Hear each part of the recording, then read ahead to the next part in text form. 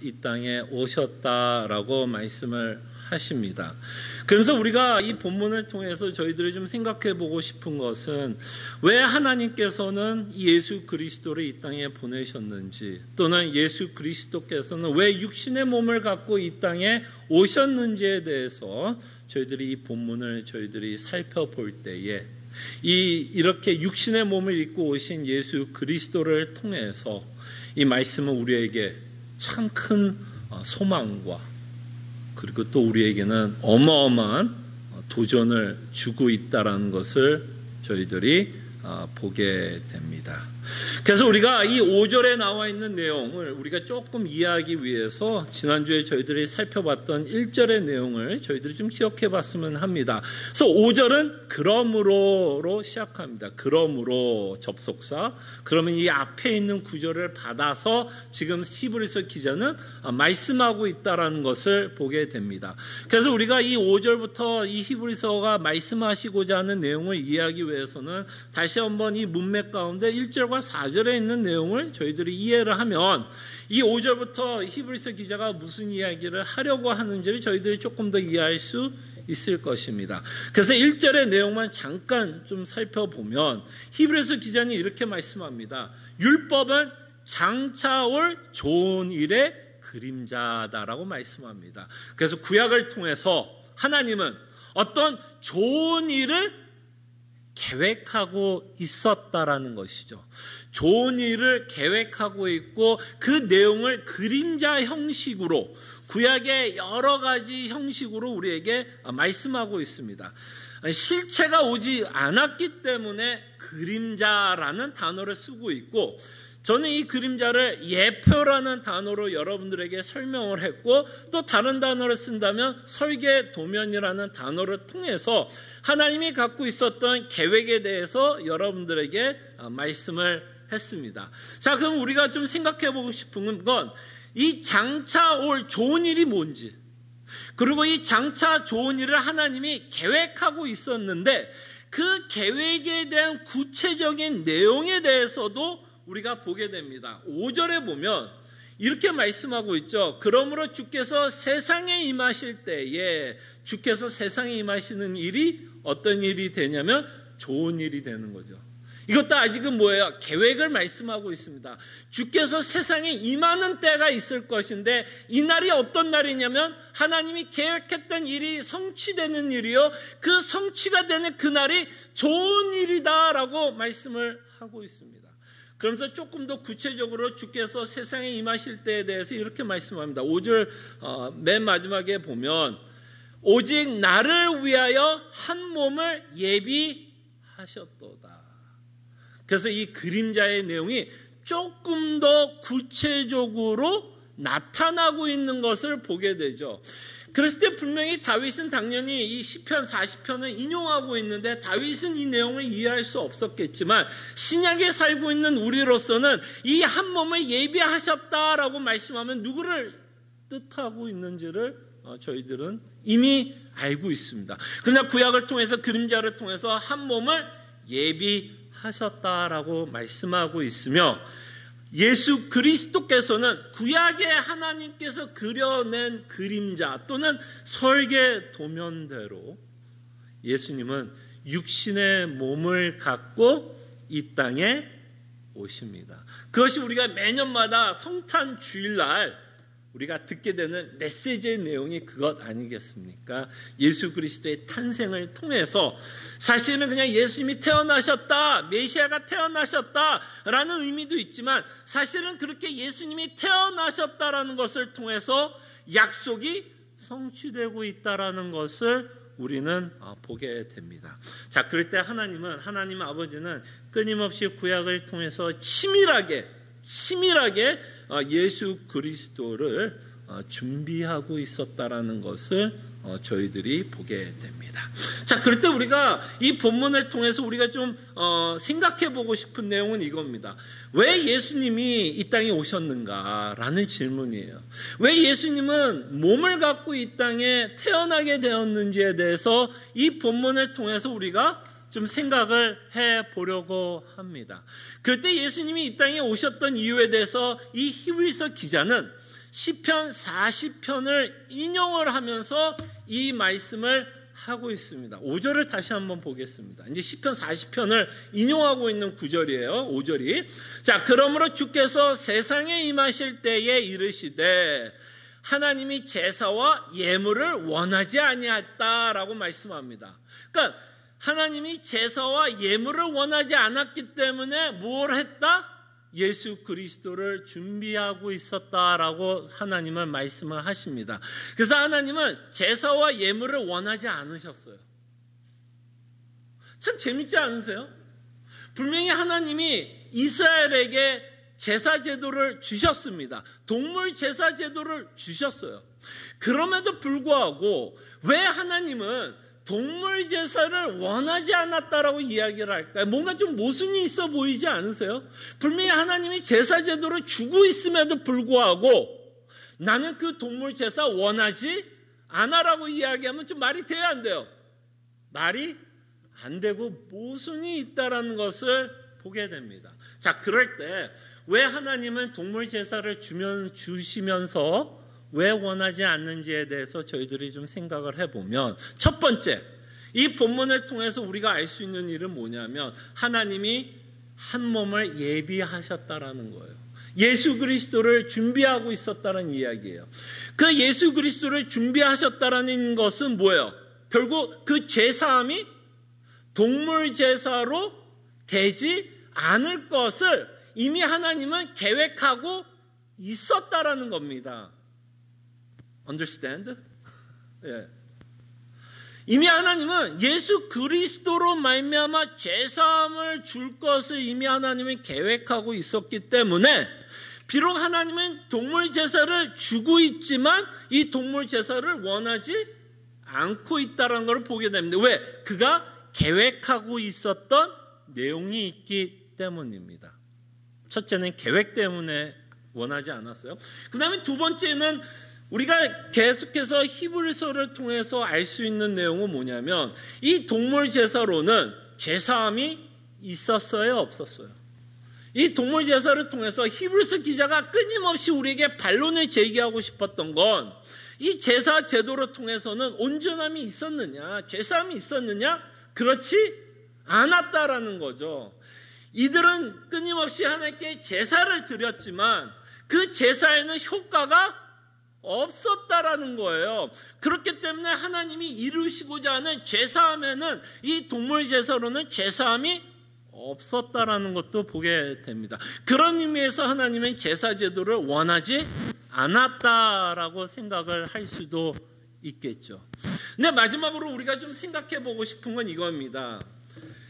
하나님이 왜 동물 제사를 원하지 않았느냐면 이거는 이스라엘 백성들이 갖고 있는 죄성 때문에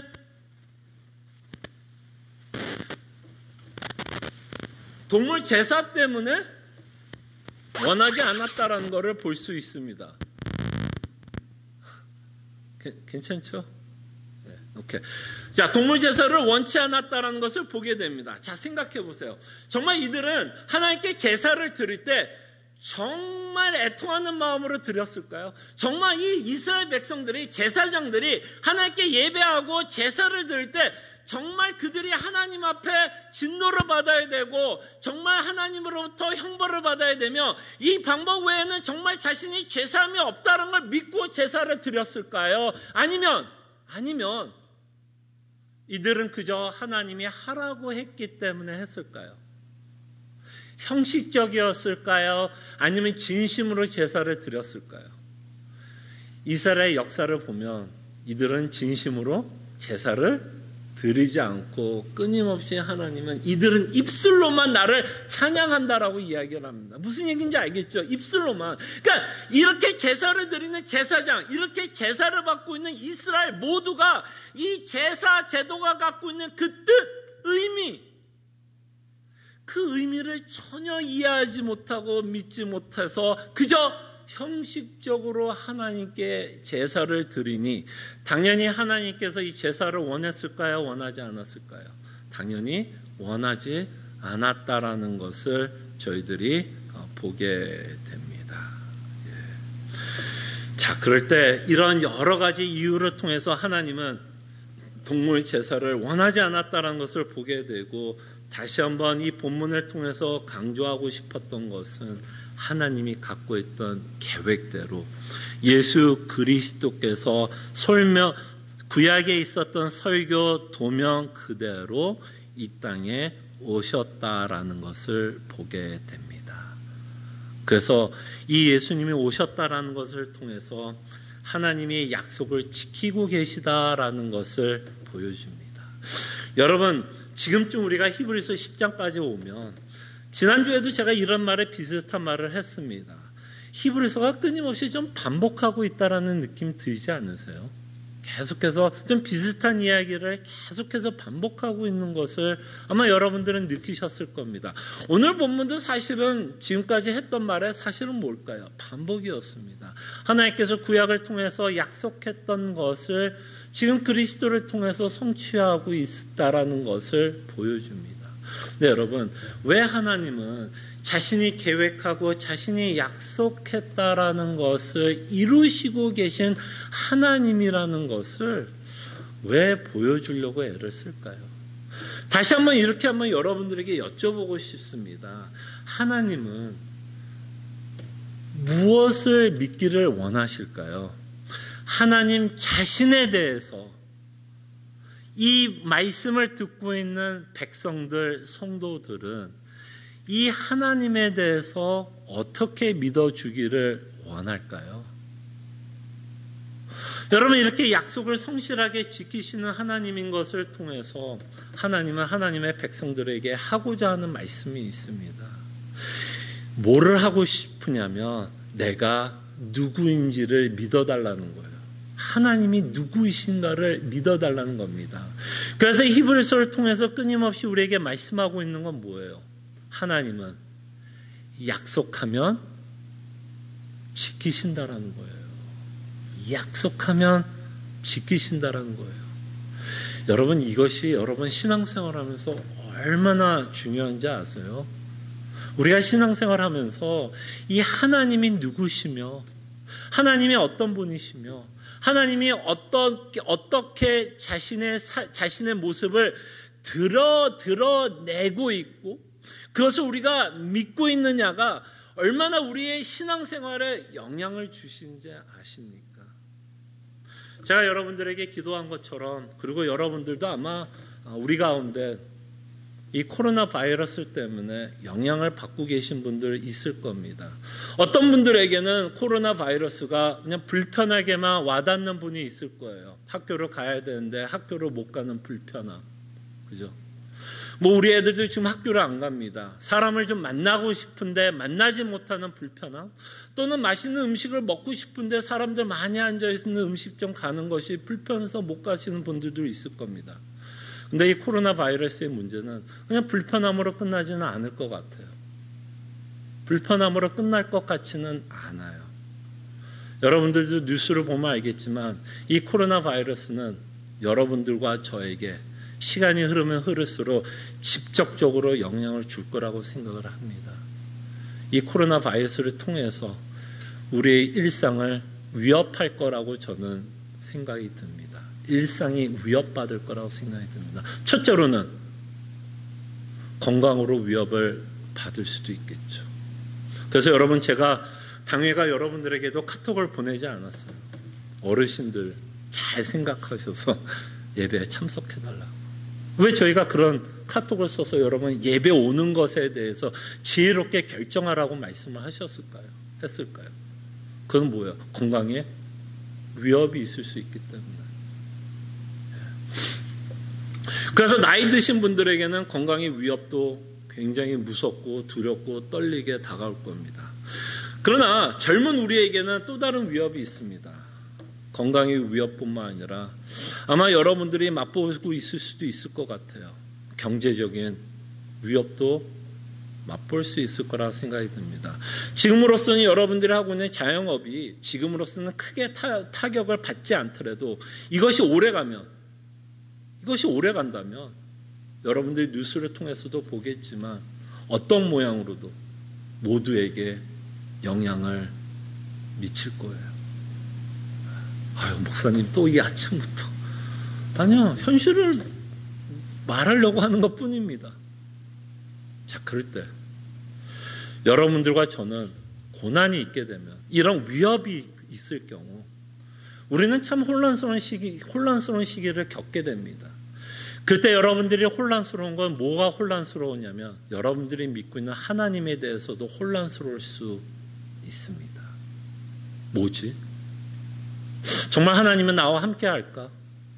정말 하나님은 분명히 나에게 필요한 것들을 다 프로바이드 하시는 참으로 좋으시고 성실하시고 신실하신 하나님이라고 나는 믿고 있었는데, 우리의 일상의 위협 때문에, 아까 말했던 건강의 위협이든 경제적인 위협이든 그 모든 것 때문에 사실은 우리는 하나님을 오해하게 됩니다.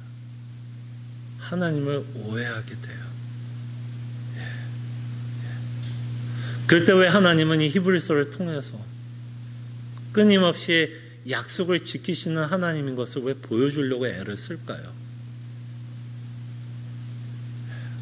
이 하나님을 의심하지 않고 오해하지 않도록 이 히브리서 기자는 끊임없이 이 편지를 읽고 있는 성도들에게 말씀합니다.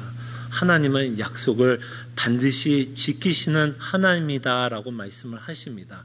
자, 그럴 때 하나님이 이 히브리서를 통해서 끊임없이 이 독자들도 핍박 가운데 있었고 목숨이 잃을 수 있는 상황이었고 경제적인 어마어마한 위협을 받고 있을 때에 하나님이 이들에게 주는 그 대답은 소망이었어요. 어떤 소망이었냐면 하늘의 영원한 안식에 관한 소망을 주고 있습니다. 그럴 때 우리가 왜 하나님이 약속하고 있는 것을 지키시는 참으로 좋으신 하나님인 걸 믿어야 되냐면, 우리가 바라보고 살아가는 그 영원한 안식은 여전히 미래에 있기 때문에, 우리가 이것을 믿을 수 있는 유일한 이유가 있다면 하나님이 지키실 것이라는 그 확신 외에는 우리가 이것을 소망할 수 있는 이유가 없습니다.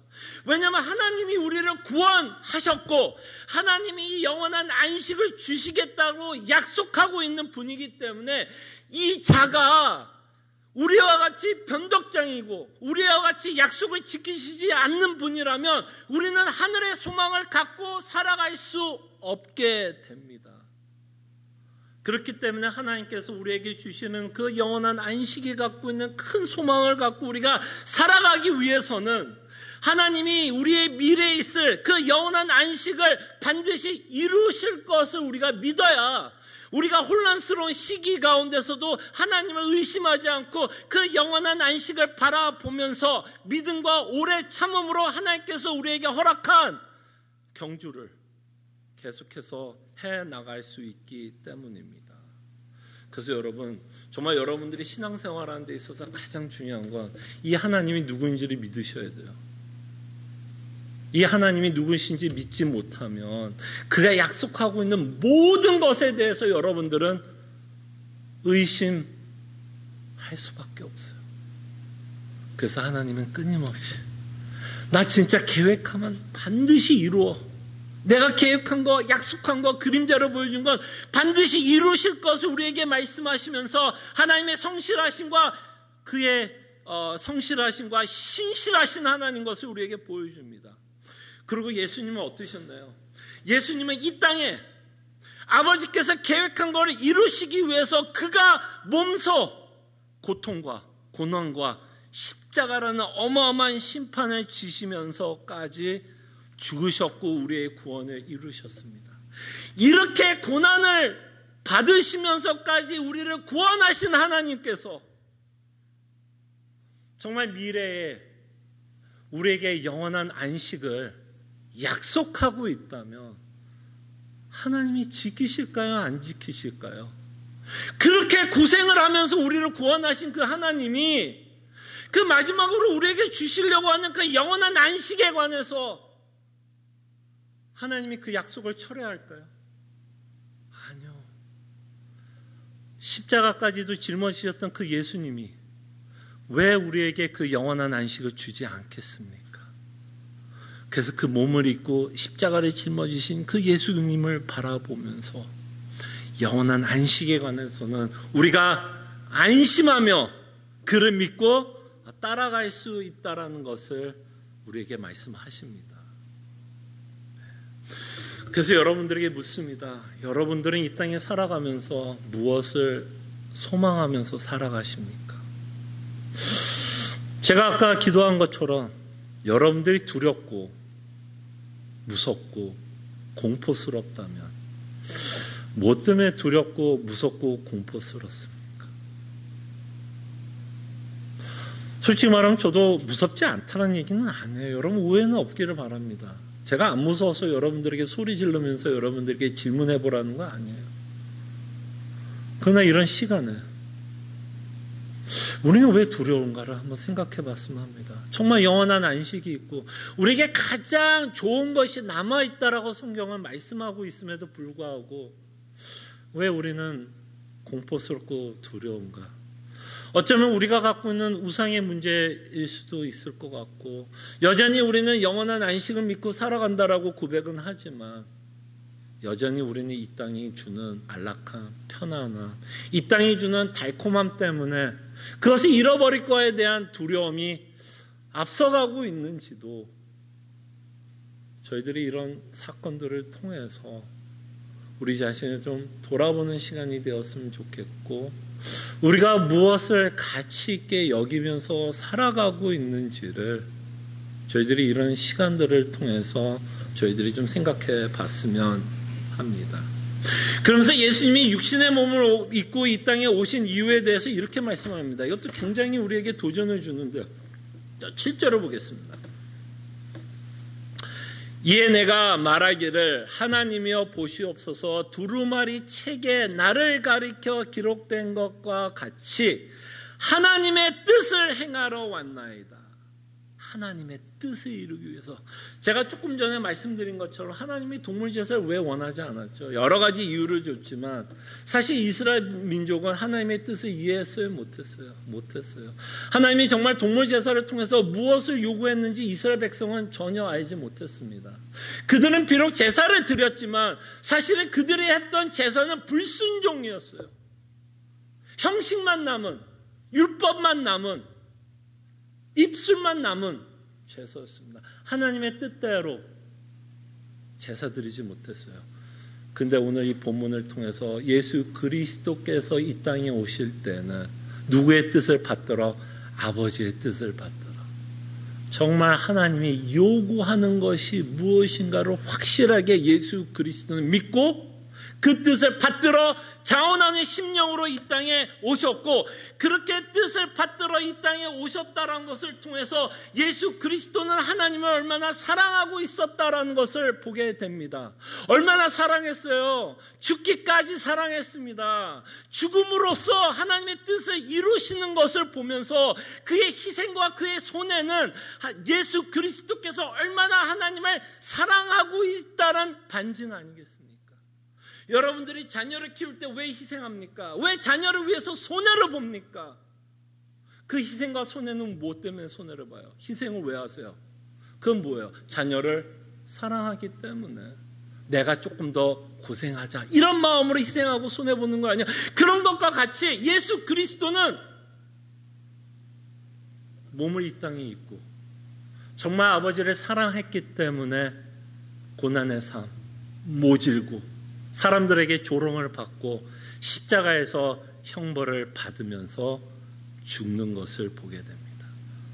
그래서 정말 예수님이야말로 아버지의 뜻을 온전하게 믿고 온전하게 사랑했으며 그것을 이루기 위해서 이 땅에 오셨습니다. 그때 여러분과 저는 도전을 받았으면 합니다. 우리는 이런 말을 합니다. 여러분과 제가 이런 말을 하죠. 저희가 예수 그리스도를 믿는다면 우리는 예수님을 닮아가야 한다라고 말씀합니다. 여러분 어떠세요? 여러분들은 예수님을 닮고 싶죠? 예수님을 닮고 싶죠?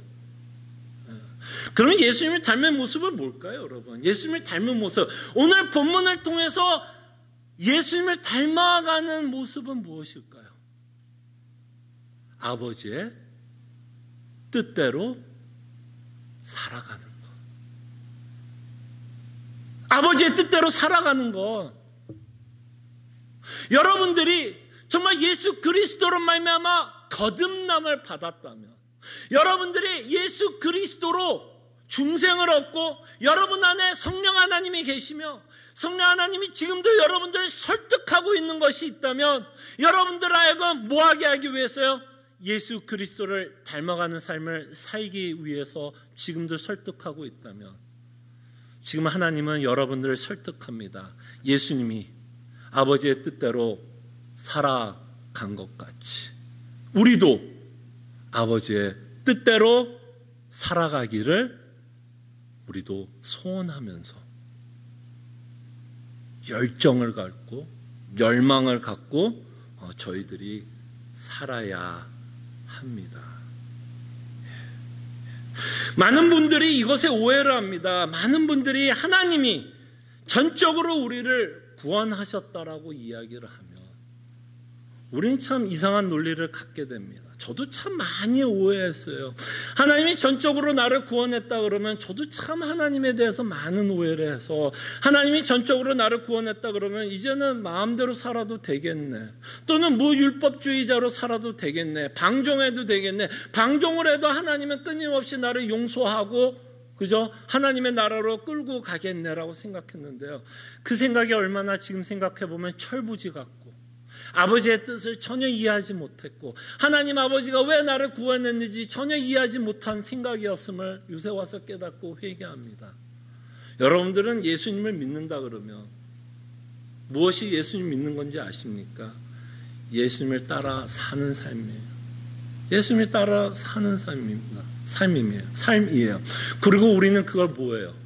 자원하는 마음으로 그저 끌려가고 그저 해야 될 것 같고, 안 하면 또 혼날 것 같고, 안 하면 또 하나님이 벌 줄 것 같고, 습관적으로, 의무적으로, 형식적으로 할 수 없어서 하는 게 아니라 그 하나님께서 베푸신 은혜와 사랑 때문에 나도 예수님을 따라 살아가고 싶은 열망이 일어납니다. 그것이 성경에서 말씀하는 구원받은 자의 모습이에요.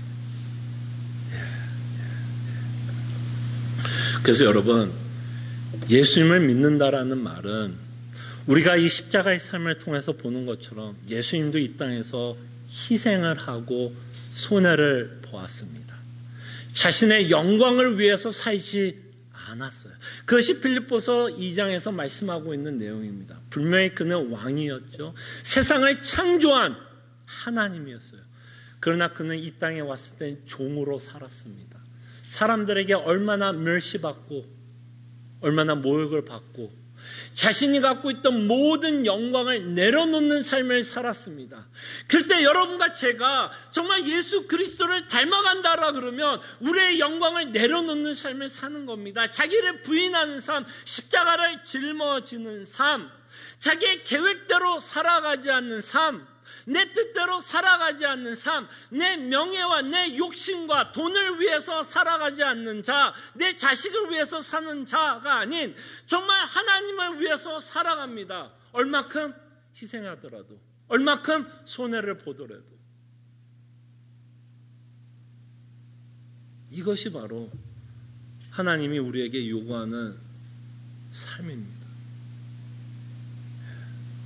자기를 부인하고 십자가를 짊어지며, 그것이 때로는 괴롭고 힘들고 내 자존심이 상하기도 하지만 우리가 이렇게 살아갈 때 우리는 이 생각을 합니다. 아버지가 얼마나 기뻐할까.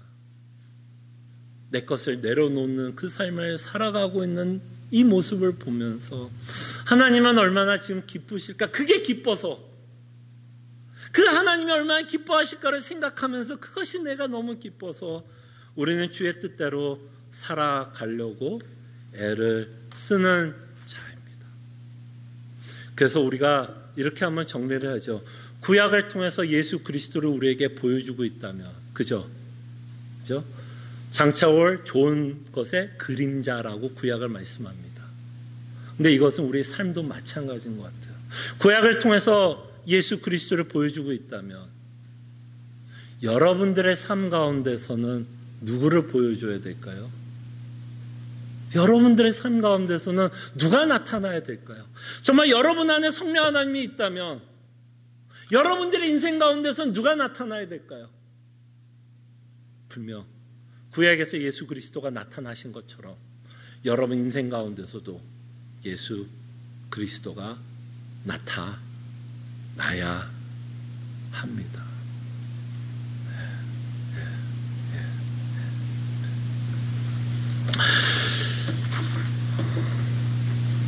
저희들이 오늘 본문을 통해서 좀 정리를 하자면, 말씀드린 것처럼 코로나 바이러스를 통해서 우리의 일상은 위협을 받고 있습니다. 근데 여러분 곰곰이 생각해 보세요. 여러분 한번 곰곰이 생각해 봅시다. 사실 여러분과 저는 매일같이 일상이 위협을 받는 삶을 살아요. 여러분 그거 생각해 보셨어요? 우리는 어떻게 이 바이러스에 너무 집중하면서 살아서 마치 바이러스 때문에 우리 일상이 불편하고 위협을 받는다고 생각하지만, 사실은 바이러스가 아니래도 우리는 사실 매일같이 일상에 위협을 받습니다. 여러분 바이러스보다 더 많이 죽는 이유가 뭔지 아세요? 미국 안에서요? 교통사고로 더 많이 죽어요, 사실은. 근데 우리는 그걸 생각을 못했어요. 정말 우리의 삶은 사실 바이러스가 아니더라도 매일매일 살아가면서 우리의 일상은 위협을 받고 있었어요. 그러나 이 바이러스 덕분에 이것이 더 선명하게, 더 명확하게 드러난 것 뿐입니다. 그때 우리 인생이 얼마나 좀 연약한지를 좀 봤으면 좋겠어요. 우리가 아무리 잘났고 우리가 아무리 계획을 해도 컨트롤할 수 없는 무엇이 있다라는 것. 그렇다면 다시 한번 묻기를 원해요. 여러분 인생을 살아가면서 무엇이 가장 중요할까요? 무엇이 영원할까요? 그리고 무엇이 위협을 받지 않을까요?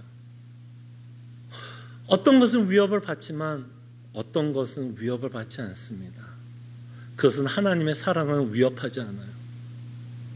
하나님의 사랑은 끊을 수 없다라고 말합니다. 이 세상의 어떤 것도 우리가 받는 하나님의 사랑을 위협받을 수도 없고, 그 다음에 하나님이 예수 그리스도를 통해서 우리에게 주신 그 소망도 이 세상의 어떤 것도 위협할 수 없어요.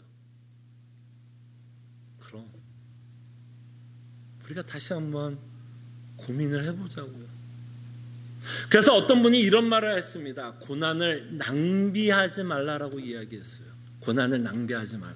이 말은 뭐냐면, 우리가 그냥 두렵고 그냥 무섭게만 살아간다면 이것이 고난을 낭비하는 거죠. 그럼 그 뒤에는 하나님을 좀 바라보는 연습을 합시다. 정말 내가 믿고 있는 복음에 대해서 다시 한번 묵상해보고, 정말 무엇이 영원한 거고 무엇이 한시적인 거고 무엇이 영원한지를 저희들이 계속해서 고민했으면 합니다. 그래서 시편 42편 5절에 시편 기자가 하나님이 시편 기자에게 낙심하고 절망하고 있는 시편 기자에게 이렇게 대답을 하십니다. 주보로 보세요. 내 영혼아, 내가 어찌하여 낙심하며 어찌하여 내 속에서 불안해하는가? 너는 누구에게 소망을 두라고요? 세상에? 내가 갖고 있는 돈, 내가 갖고 있는 건강, 내가 갖고 있는 자녀, 내가 갖고 있는 비즈니스, 여기에 소망을 두라고? 아니요. 너는 하나님께 소망을 두라. 그가 나 도우심으로 말미암아 내가 여전히 이게 얼마나 널 찬송하리로다. 어떤 상황과 환경 가운데서도 우리는 찬송할 이유가 있다라는 것을 성경은 말씀하십니다. 이 시간 우리가 함께 기도하기를 원합니다. 정말 우리의 소망을 위해서 기도했으면 좀 좋겠어요.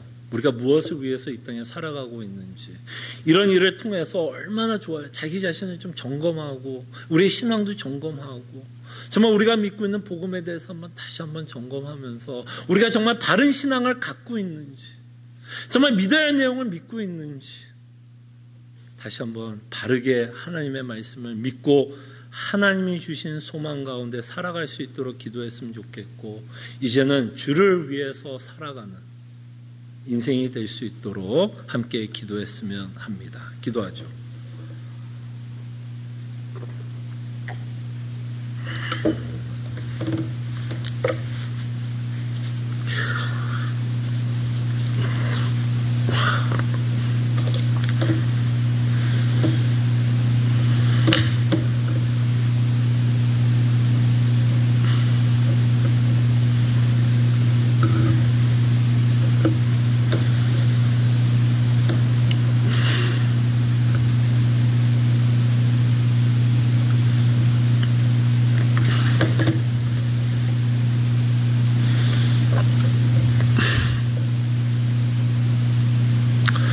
사랑과 풍성하신 주님, 우리의 삶에는 우연이 없다라는 것을 언제나 기억하게 해 주시옵소서. 비록 이 코로나 바이러스가 왜 있는지 모든 이유를 우리가 찾을 수는 없으나 이 일도 하나님 손아귀에 있으며 하나님의 주권과 섭리 가운데 있음을 저희들이 잊지 않게 하여 주시고, 이로 인해서 정말 우리 일상이 위협을 받고 있다면 주님, 다시 한번 우리가 믿고 있는 복음을 묵상하게 하여 주시옵소서. 무엇이 영원한 것인가를 생각하게 하여 주시고, 정말 우리가 무엇을 소망하면서 살아갔는지도 이런 사건들을 통해서 다시 한번 점검하게 하여 주시옵소서. 우상을 내려놓는다는 것이 얼마나 괴로운지는 알지만 이 우상이 한시적이며 일시적이며 영원하지 않다라는 것도 이 사건들을 통해서 깨닫게 하여 주실 때에 오로지 하나님께만 소망이 있다라는 것을 믿게 하여 주시옵소서. 또한 이제는 주의 뜻대로 살아가는 하나님의 백성들 되게 하여 주시고, 내 꿈, 내 계획, 내 명예, 나를 위한 삶이 아니라 예수 그리스도께서 자기를 부인하고 십자가를 짊어진 것 같이 우리도 내 자신을 부인하며 십자가를 짊어지며 그리스도 때문에 희생하며 손해볼 수 있는 하나님의 자녀 백성들 되게 하여 주시옵소서. 감사하고 살아계신 예수 그리스도 이름으로 기도합나이다. 아멘. 다 함께 일어나셔서 찬송가 370장 찬송합니다. 주 안에 있는 나에게 딴 근심이 있으랴 십자가 밑에 나가 내 짐을 풀었네. 주님을 찬송하면서 할렐루야 할렐루야 내 앞길 멀고 험해도 나 주님만 따라가리. 그 두려움이 변하여 내 기도 되었고 전날의 안숨 변하여 내 노래 되었네. 주님을 찬송하면서 할렐루야 할렐루야 내 앞길 멀고 험해도 나 주님만 따라가리. 내 주는 자비하셔서 늘 함께 계시고 내 궁핍 밤을 아시고 늘 채워주시네. 주님을 찬송하면서 할렐루야 할렐루야 내 앞길 멀고 험해도 나 주님만 따라가리 내 주와 맺은 언약은 영불변하시니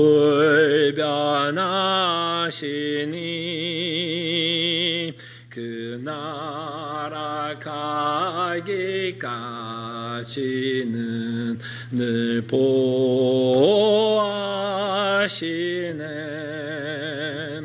주님을 찬송하면서 할렐루야 할렐루야 내 앞길 멀고 험해도 나 주님만 따라가리. 아멘. 하나님의 백성들이여 하나님이 주시는 축복의 말씀 위로의 말씀 받으시기를 바랍니다.